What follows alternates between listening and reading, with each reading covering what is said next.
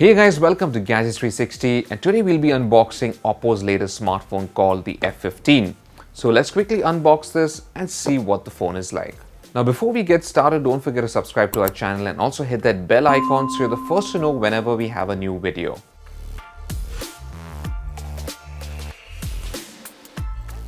Alright, so this is the retail packaging of the Oppo F15. It's a pretty striking looking package with the picture of the front and the back of the phone and this stylized writing, which looks pretty attractive. This is the sole variant which is available with 8GB of RAM, and it's got 128GB of storage. So let's quickly take a look around the box. We don't have too much except for some of the highlight features mentioned behind, which has a 48 megapixel quad cam. This has VOOC Flash Charge 3.0, an in-display fingerprint sensor, and a Full HD AMOLED display. So let's quickly rip this seal open and look at the contents of the box. Okay, so first up is a little sleeve which has the transparent silicone case. We also have some leaflets for, I'm guessing, instructions, basic quick start guides, warranty info, etc. We have the SIM eject tool over here. Place this aside for now, and digging further in, we have the phone itself. So this is the Oppo F15. It's a pretty good looking phone, and it's a rather tall display if you see, if you can look at it. So the one that we have is the unicorn white version, as Oppo calls it, but it's also going to be available in a black version called lightning black. Okay, so let's place this aside for now and see what else we get in the box. So this is the fast charger. This is a 20-watt charger, I'm guessing. Yep, so this is the VOOC Flash Charge 3.0 or a 20-watt charger, and you get a USB Type-C cable.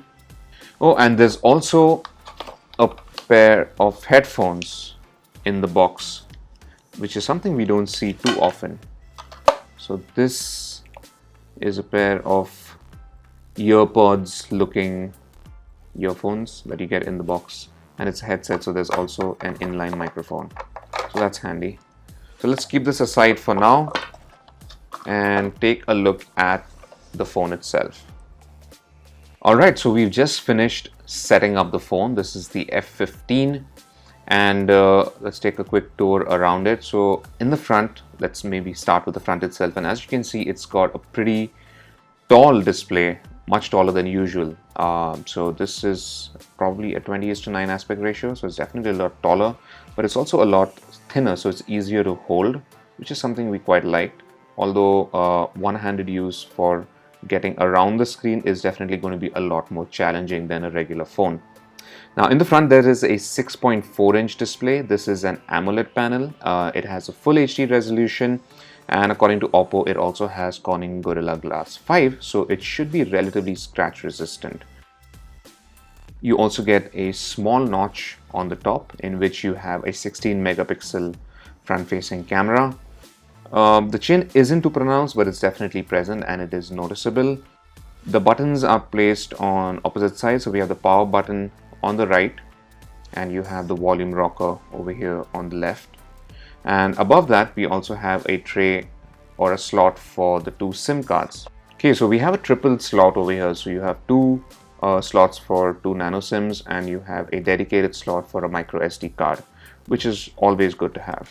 At the bottom of the phone, so here we have a headphone socket, we have a USB Type-C port, and of course you have the grill for the loudspeaker. Coming to the back of the phone, like I mentioned earlier, this is the unicorn white version, which looks pretty nice. There's a bit of a gradient finish towards the bottom of the phone. So it starts off white, you have a hint of blue, and then you have a slight hint of lilac or purple towards the edge over here.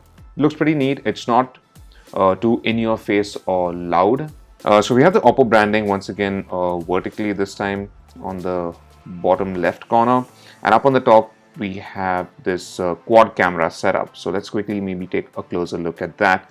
So we have a main 48 megapixel sensor, then you have an 8 megapixel wide angle camera, and the other two cameras are basically one for your macro and one for depth, so they're both 2 megapixel sensors. And there's also an LED flash array on the side over here. And in terms of software, we are looking at ColorOS 6.1.2, which I presume is the most recent, or at least one of the most recent versions that Oppo has of ColorOS. Let's quickly take a look at the About screen, and yep, here we have 6.1.2, which is still based on Android 9 Pie. Now, powering the phone is a MediaTek Helio P70 octa-core SoC. It's a pretty decent processor, which we've seen before in previous Realme phones as well, and it's pretty good all-round SoC to have. Okay, so one of the last things that we haven't mentioned is the battery capacity. So the Oppo F15 has a 4000 milliamp hour battery, and with fast charging, so you get VOOC 3.0 flash charge through the USB Type-C port, which should help it charge pretty quickly. So my initial impressions after just using it, obviously for just a really short while after just taking it out of the box, is it's a pretty nice looking and good feeling phone to hold. It's not too heavy, it's fairly slim, and I quite really like this tall aspect ratio because, you know, it's not too wide, so it's easier to grip when you're making a phone call or simply using it on the go. Of course, one-handed use is not the best, since obviously your fingers or your thumb is not going to reach all the way, but I'm sure ColorOS has some shortcuts where you can toggle the notification shade without having to reach all the way up. One last thing actually that I haven't mentioned is the fingerprint sensor. So as you can see, there's nothing at the back of the phone, and since this is an AMOLED display, this does have an in-display fingerprint sensor, and we will be testing that out to see how well it works in the full review, so do stay tuned for that. So this was a quick unboxing and a first look at the brand new Oppo F15. Stay tuned to the full review coming up very soon, and as always, for everything tech, log on at gadgets360.com.